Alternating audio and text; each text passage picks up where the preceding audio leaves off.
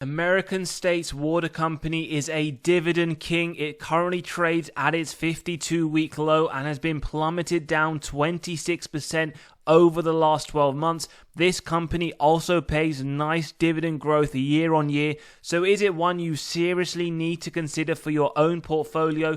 Let's take a look at this company today. Let's analyze in detail the growth of their top line revenue as well as their bottom line net income. Let's also look at the security of the balance sheet, their total health, their cash versus their debt. And let's see how they're performing versus others in this industry as well as over the last 10 years.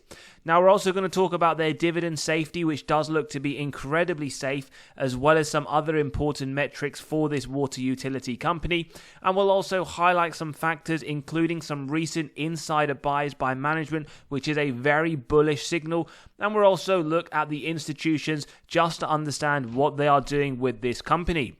As always, we are going to run it through the valuation model so we can get to the intrinsic value for this dividend king, get to our own acceptable buy price given our investor margin of safety, and look towards Wall Street to see what they are forecasting over the next 12 months. So the first thing we're going to take a look at is just the performance of this dividend king over the last few years. So they are down 26% over the last year. Over the last 10 years, however, they are up 123%. In fact, this would be a higher percentage if you were reinvesting your dividends. And we can see that their all-time high does sit around that $100 level at the back end of 2021. Now, forward P does sit at 22.76, a forward yield of 2.49%, and we can see a market cap at 2.55 billion. Now, in terms of their top line revenue growth, what we can see here, 466 million reported in December 2014. When we analyze December 2023, so we're looking at 10 years later, just under 600 million. So when we look at it in terms of the graph, over the longer term, it has increased. It is moving in the right direction. But also understand for utilities companies, they're not similar to tech companies where they're fast growing. As long as they are growing year on year, that is the main thing that you do want to see from this industry. In terms of the bottom line, it has also increased, in fact, more than double from 61 million of net income in 2014 to 125 million in December 2023. And again, when we do take a look at it in the graph format, over the longer term, it is moving in the right direction, similar to their top line. When we look at the health of this company, so their total cash versus their total debt, we can see just straight away from the graph, it is very inconsistent. Over the longer term, it has actually decreased from 76 million, as we note here, down to around 14 million in that December 23 annual report. When we take a look at their total debt for this water utility company, we can see it has nearly tripled, up from 326 million to 918. Now, we can see the trend. Their cash has gone down whilst their total debt has gone up pretty consistently, in fact, year on year. And we'll factor this in not just into our margin of safety, but also when we do look at that dividend safety. In terms of the performance of this water utility, we can see others in the industry, California Water Service Group, SJW, Middlesex Water Company. When we look at their performance just over the last year, now total return, so includes dividends reinvested, we can see pretty much the industry as a whole has been hammered, all negative exactly, bar CWCO. AWR down negative 24%. It is looking like one of the best performing, but as we can see, with a negative return. Over the last 5 years, then, we see it is just about up 8%. In fact, again, similar to the rest of the industry, over the last 5 years, not the greatest of buys, with CWCO the only one showing some real strength, up 116%. However, when you do expand it to the last 10 years, pretty decent return, and in fact, it will beat quite a lot of the classical dividend stocks we review on the channel, up 170%, but you do need to zoom out to over the last 10 years. So do bear in mind with this company, not the greatest return in the shorter term, but as always, past performance is not an indicator of future. Quick metrics then, looking at some growth numbers. Overall, they did get a B+ grade. We can see year-on-year revenue growth, 21%, significantly higher than the sector median at 0.31%. Forward-looking, they are expecting mid-digits, 5.8% versus the sector median coming in lower, and the same can be applied for the EBITDA growth year-on-year as well as forward-looking, much higher than what the sector is expected to average. So overall, their growth rate is looking very positive, pretty much A's all across the board. However, when we do look at the profitability, it is a little bit mixed. Now, they did get a D+ grade. A lot of this has been pulled from the fact that their cash from operations over the last 12 months was very, very poor, 68 million, as opposed to the sector coming significantly higher. But when we look at the margins, their gross profit margin higher than the median average of 42%, as well as their bottom line coming in at 21% versus the sector median of 11%. So a little bit mixed there, but we can see overall, looking at the margins, very strong. Just that cash from operations really bringing that score to a D+. Now, before we jump into the dividend safety metrics, we can have a look at insider ownership. Now, 0.82%, we do note 90,000 worth of sales by insiders over the last 12 months, but we see 442,000, so a lot more buying. And as always, insider buying is a bullish signal.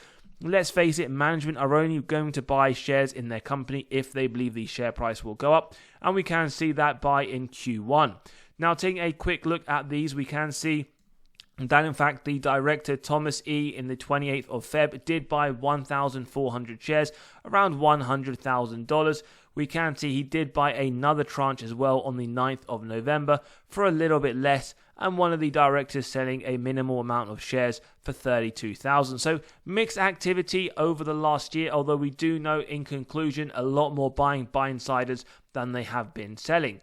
Now, when we see a similar thing here with an institutional ownership, 75% across the board, 153 million worth of sales by the institutions, and during the same time period, a lot more buying, 235 million.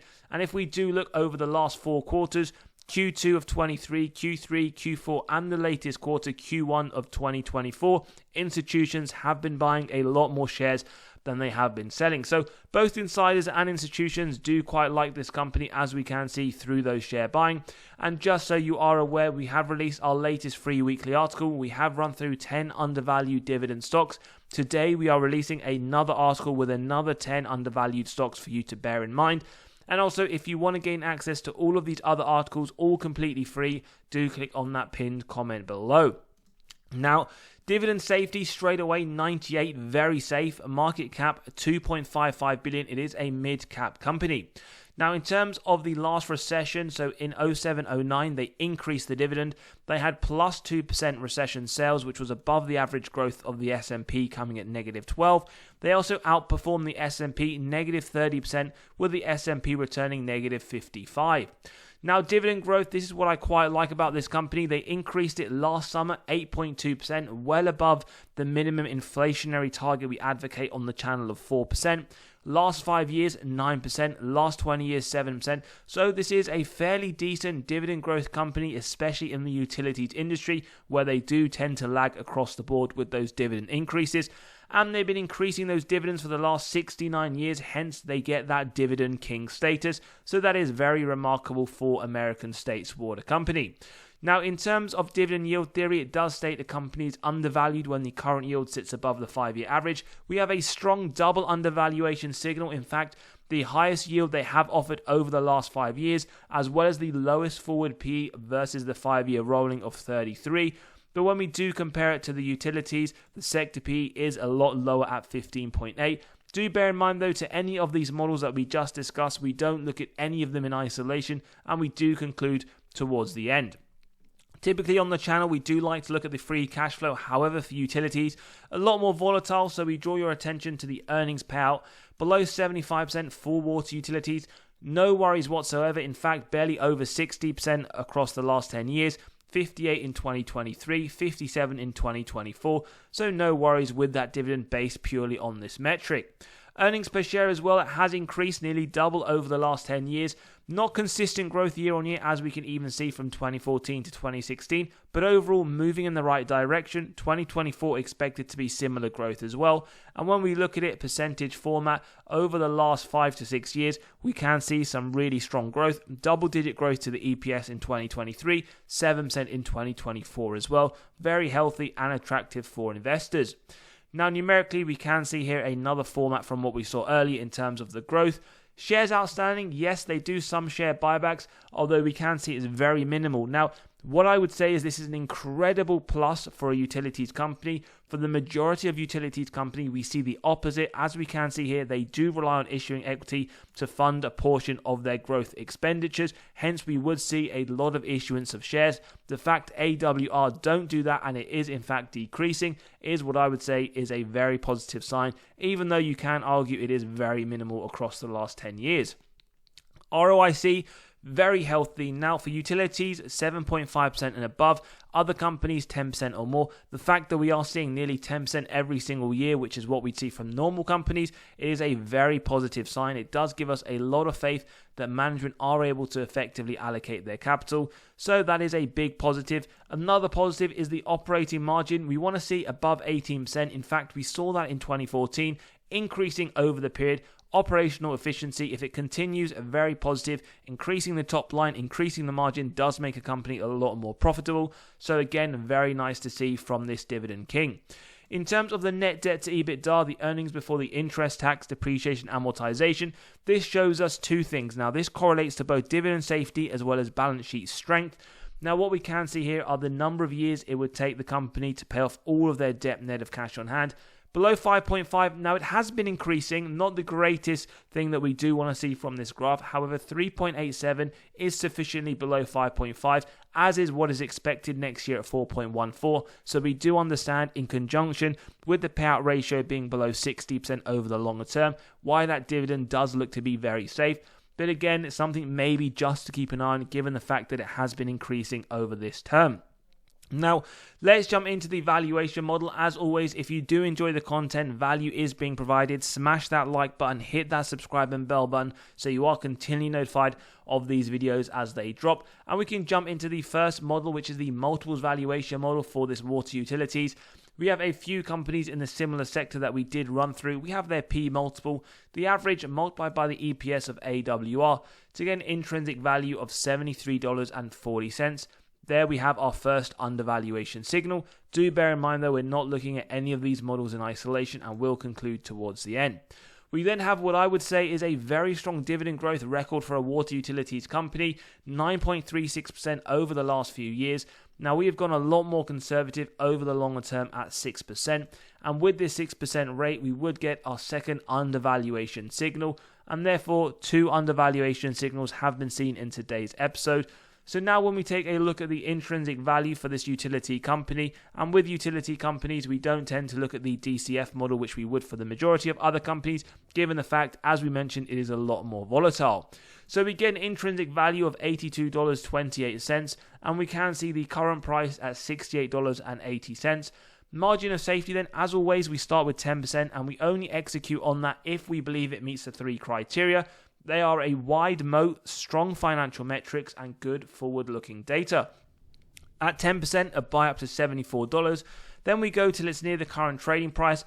Pretty much at $69.94, we get a 15% MOS. It isn't there yet for a 20%. You would be looking at around $60. So for today's episode, we do see between 15 to 20, although it is nearer the 15% margin of safety. And with Wall Street and their forecast over the next 12 months, they do see this Dividend King as having some very nice upside. They see it around 20% with a price target of $82.50. Now, a few things that we like. It is at a 52-week low. It doesn't necessarily mean that it is a buy now, but it does get us interested. Having a look at this company, the dividend looks to be very safe. They have been growing that dividend high single digits for a very long time. They're also a Dividend King. But as always, do your own research. However, do let us know what you think about this Dividend King. Is it one that you're looking to add? Maybe you're looking to add a utilities company in the portfolio, or maybe it is one that you had on your radar previously. As always, if you enjoyed today's episode, smash that like button, hit that subscribe and bell button, and as always, we'll see you all on the next one.